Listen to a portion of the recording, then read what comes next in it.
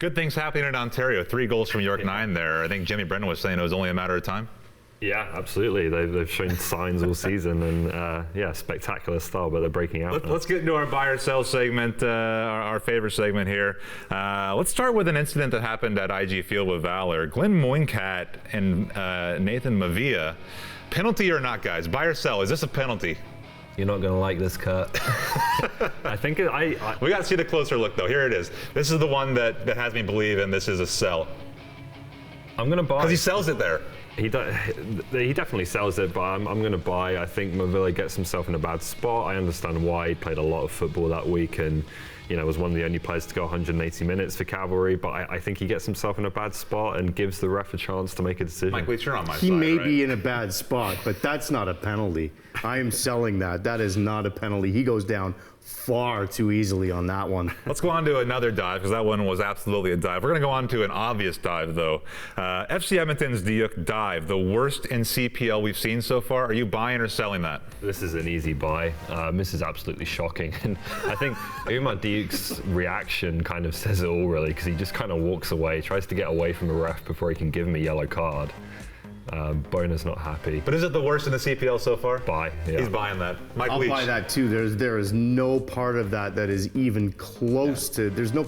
I think he's a foot away from any contact. That's absolutely brutal. Nice sell job there, though.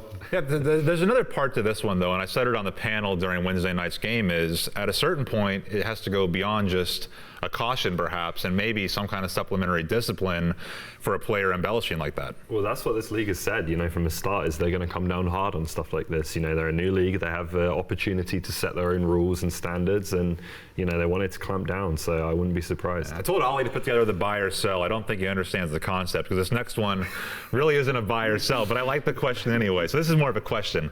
What happens first? Cavalry FC lose or Valour FC wins? Ollie. I think the Cavs might lose. I look at the Edmonton game on Friday night after they played against Montreal on Wednesday. I think that might be the time that Cavalry finally slips up. With the Canadian Championship coming up, it would be easy for them to take their eye off the ball. But I'm going to say Valour wins. I think with Petrasso back and Galan and Palucci there, they look like they could be a little bit more dangerous. I don't think they're going to be great, but I think they'll find a win before Cavalry lose. Okay, I teased this before the break a little bit. We'll set it up, but let's hear what Rob Gale had to say before Wednesday night's games. All right, Rob, well, this is your 2 minutes on the One Soccer pregame show. You get to be on the panel for a couple of seconds, and they evaluate you. Do you have an evaluation of us so far? Excellent. Kurt is a soccer genius. I think he's top of the table for predictions. Excellent. I heard he predicted we were going to win on Saturday, so sorry, Kurt, we hit the post, but we nearly did it for you, mate. But I'm not on social media anymore. I don't watch the panel, unfortunately, or the comments, so I'm sure they're doing a terrific job there in Ontario. Nice to see you, Ontario. What's going on? What's going on with the Ontario shout-out? Is there something in that? A little extra in that a little bit? Yeah, okay. All right, so we buying or selling quickly. Is Kurt Larson actually a soccer genius on the panel? I'm going to have to sell based on the current condition of the pundits' predictions table. Fair enough, fair enough. Rob has not seen that clearly. I'll buy. If you're selling, I got to buy. Yeah, we're trying here, right? Yeah. Let's go on. Are we buying or selling Eason Ongaro as the CPL's? It has latest rising star here. I'm going to say, is he the CPL's rising star? You buying or selling that? I'm going to tentatively buy that. I think there are plenty of players you could give that label. You want a warranty on the buy? Yes. Okay, yeah, okay. I do, yeah. No, Ongaro's been good. He had a lot of substitute appearances without getting a start, finally gets one and makes it count. And, if you get a good delivery into him, as Edmonton have done in 2 consecutive games now, no one is going to beat him in the air to a ball like that. So what I like about him beyond the height is that he's technically really sound.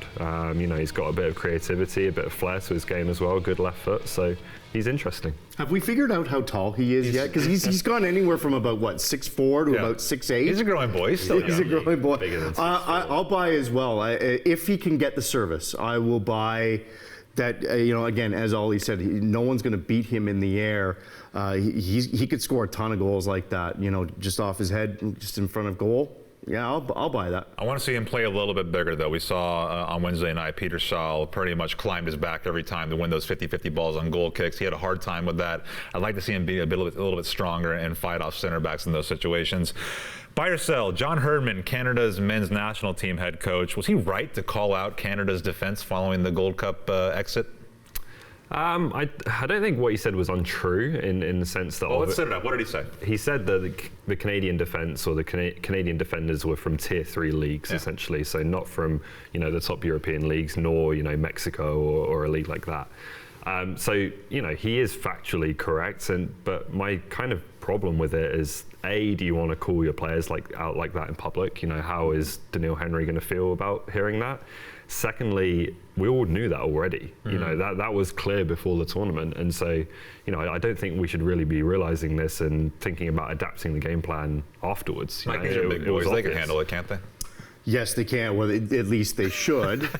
I'll buy that because he's being honest. It's true, and frankly, if they're Tier 3 defenders, hopefully he'll be able to find some better options as things progress for Canada.